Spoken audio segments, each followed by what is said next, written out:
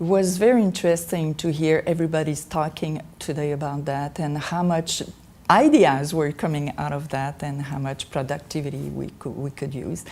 One of my preoccupations is that we could not get together one action that could be implemented right away, and that was a kind of a surprise for me that we could not get with one action already to be implemented throughout Canada. That's the challenge. Well, many actions were proposed when we make the round table. But I'll talk about my own work presently. I work for an organization, non-profit organization, that is called l'Appui pour les proches aidants d'aînés. So it's an association that takes care of the caregiver, that takes care of the older person.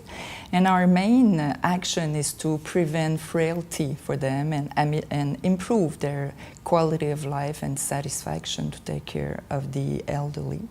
So what we do is that it's in the Quebec province, and we have 17 regions, and in all of these regions there is regional appui that works with organizations, so they develop partnerships so that these organizations develop specific projects like teaching project, information,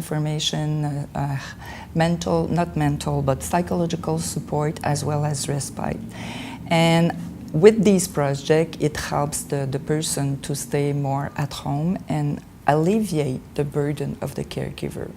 We also have a website and info line that is called Service Info Aidant, and the person can call there and you have a specialist that will answer and help you through the trajectoire of the caregiving. And it's a very good service because it helps person in their own region, their own section, to know what's available for them. So where's the respite, and where is the teaching group, and where's the place where I can get the psychological support. So it's very great because today we also talk about the importance of being close to the community. So that type of regional support helps for the closeness of the community. One thing that preoccupies us, though, is the recognition of caregivers. The first recognition is by the caregiver herself, himself, and their family. So they don't know their caregiver. They take it as normal to be a caregiver, which is okay, but they're still a caregiver and they can get help themselves.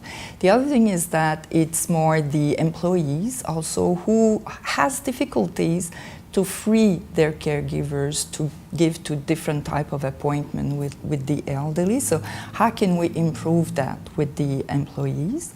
The other thing is that the health system itself, look at like the person taking, so the health system people do not take enough into account the consideration and the knowledge of the caregivers so that to implement them into the care plan of the elderly.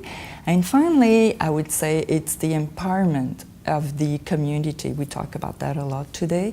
Empowerment in terms of how do we set up a municipality for that, how does people around me will help that person, because most of the time the caregiver is very isolated.